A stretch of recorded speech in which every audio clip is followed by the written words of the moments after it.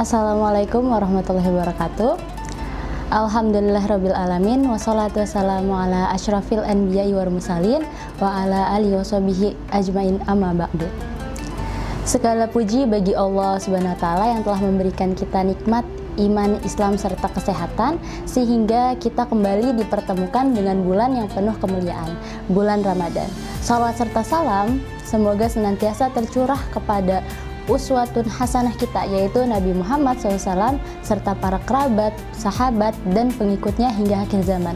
Saudaraku sekalian yang dirahmati Allah SWT, Ramadan bukanlah sekedar ritual menahan lapar dan haus dari terbit fajar hingga terbenam matahari. Ramadan adalah madrasah, sebuah sekolah spiritual bagi kita untuk naik kelas secara kualitas.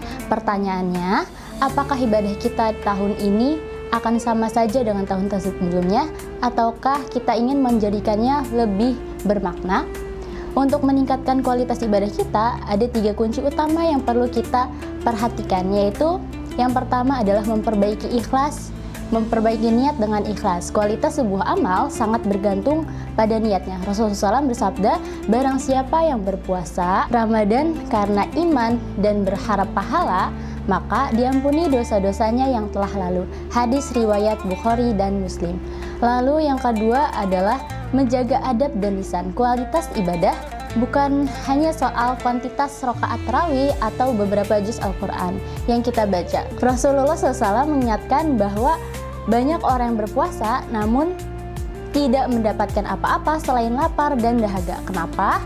Karena mereka tidak meninggalkan perkataan dusta, gibah, dan pertikaian. Puasa yang berkualitas adalah puasa seluruh anggota tubuh. Mata dari yang haram, telinga dari yang sia-sia, dan hati dari penyakit yang dengki. Yang kunci ketiga adalah mengutamakan kekhusyuan. Barangkali kita terjebak dalam perlombaan angka, ingin cepat tamat khatam Al-Quran, atau ingin tarawih yang paling cepat selesainya. Memang memperbanyak ibadah itu baik, namun memperbagus ibadah jauh lebih utama. Membaca satu ayat dengan tadabbur atau dengan memahami artinya seringkali lebih membekas di hati daripada satu juz tanpa pemahaman. Salat 2 rakaat dengan tumaninah atau dengan tenang lebih bernilai daripada puluhan rakaat yang dilakukan secara terburu-buru. Setiap kali Ramadan datang, kita sering mendengar kutipan ayat tentang kewajiban berpuasa. Namun, mari kita renungkan lebih dalam satu ayat yang menjadi tujuan akhir dari perjalanan panjang kita selama 1 bulan ini, yaitu dalam surat Al-Baqarah ayat 183.